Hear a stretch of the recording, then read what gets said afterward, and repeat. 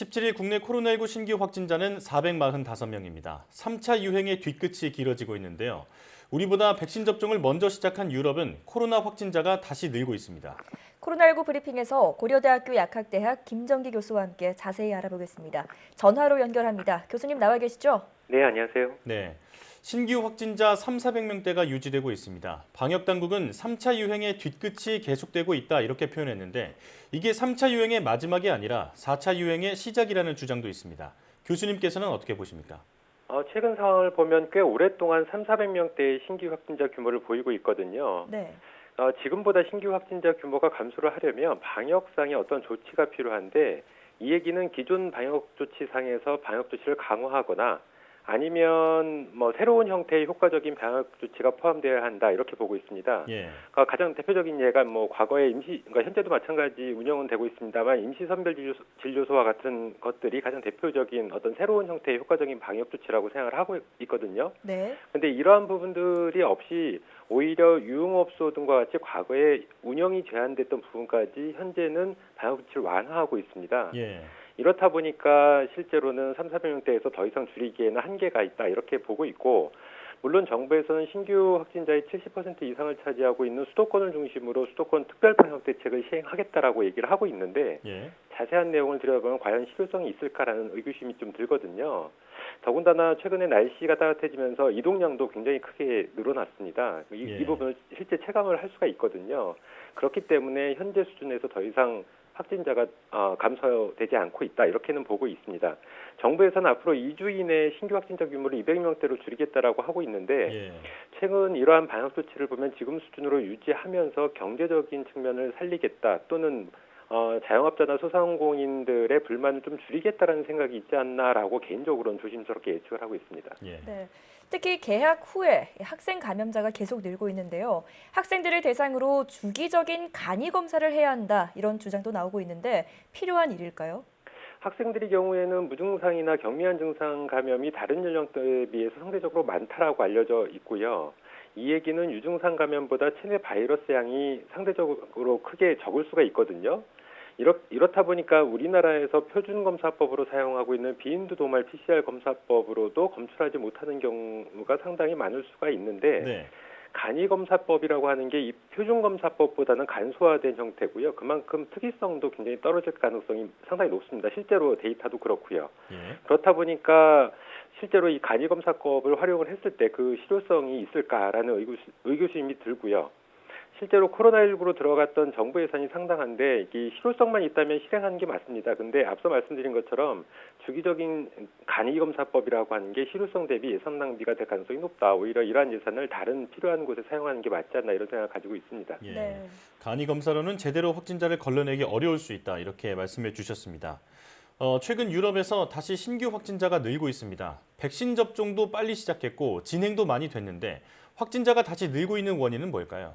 크게 두 가지로 볼 수 있는데요. 한 가지는 여러 번 말씀드린 바 있는 트로이 목마 효과가 있는 것 아닌가라고 생각을 하고 있습니다. 그러니까 백신 접종자들이 개인 방역 수칙을 제대로 지키지 않을 경우에 이 백신 자체가 100% 바이러스 감염을 예방하는 게 아니거든요. 그렇기 때문에 백신을 맞았다고 하더라도 이후에 감염이 발생을 할 수가 있고 이 경우에 백신을 맞지 않은 다른 사람들, 그러니까 미접종자들에게 전파를 시킬 수가 있습니다. 그래서 이러한 트로이 목마 효과 때문에 확진자가 늘어나고 있지 않나 생각을 하고 있고, 두 번째는 변이 바이러스겠죠. 그러니까 변이 바이러스는 일정 수준으로 백신의 효과를 회피하는 만큼 백신 접종자들도 변이 바이러스에 감염될 가능성이 있고, 더군다나 백신을 맞지 않은 사람 사이에서는 전파력이 상대적으로 기존 바이러스보다 높다라고 알려져 있기 때문에 빠르게 전파가 진행되고 있는 게 아닌가 이런 생각을 가지고 있습니다. 네, 앞서 변이 바이러스에 대해서도 잠시 언급해 주셨는데 영국발, 브라질발 등 수많은 변이 바이러스가 나타난 가운데 프랑스에서는 기존 PCR 검사로 못 찾아내는 변이 바이러스까지 발견됐습니다. 이런 새로운 바이러스가 순식간에 퍼지거나 백신을 무력화하진 않을까 우려되는 상황인데요. 지금의 검사 방식이나 방역 수칙으로 코로나19에 계속 대응할 수 있을까요? 현재 검사 방식이나 방역 수칙은 그동안 한 1년 동안 우리나라뿐만 아니라 전 세계적으로 어떤 학습을 하면서 가장 만들어낼 수 있는 효과적인 방법 까지 도달했다 이렇게는 보고 있습니다. 그렇기 때문에 변이 바이러스가 출현하는 거는 이건 어쩔 수 없는 상황, 그러니까 변수가 발생한 거고요. 그러니까 PCR 검사라고 하는 게 어떤 작은 짧은 염기 서열이 바이러스 유전자 염기 서열이 결합해서 증폭하는 방식이거든요. 예. 그 부위에 변이가 일어나면 충분히 PCR 검사법으로 찾아내지 못하는 변이 바이러스도 발생할 수 있다. 근데 이러한 바이러스가 문제가 되는 것보다는 실제로 전파력이나 병원성에 영향을 줄 때 더 심각한 결과를 초래할 수 있다. 이렇게는 보고 있고요. 예. 네.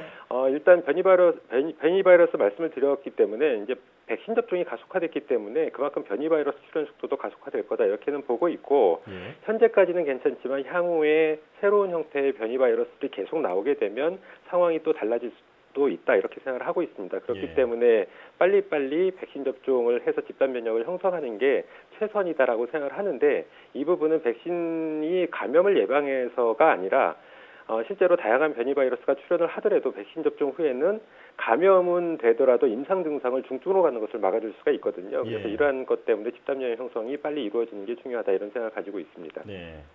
자, 백신 부작용 얘기로 넘어가겠습니다. 우리나라에서도 백신 접종 후 크고 작은 이상 반응 관련 신고가 계속 늘고 있습니다. 국민을 안심시키려면 인과성이 확인되지 않았다, 안심해도 된다 이런 말보다 제대로 된 대책이 필요하다는 지적이 있는데요. 어떤 방안이 있을까요?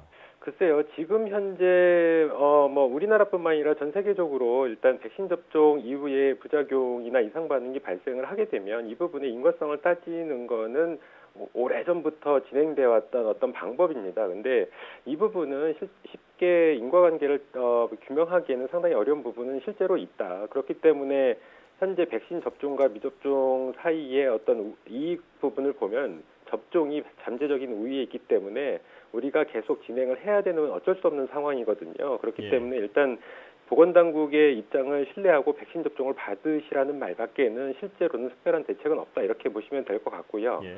그래도 우리나라 같은 경우에는 다른 나라에 비해서 코로나19 백신에 대해서 신뢰도가 비교적 높은 편이기 때문에 보건당국은 이러한 신뢰가 깨지지 않도록 어떠한 문제가 발생했을 때 숨기거나 공개를 지연하거나 이런 걸 하지 말고 실제로 최대한 투명하게 대처를 해야 된다라는 말씀을 드리고 싶습니다. 예. 네.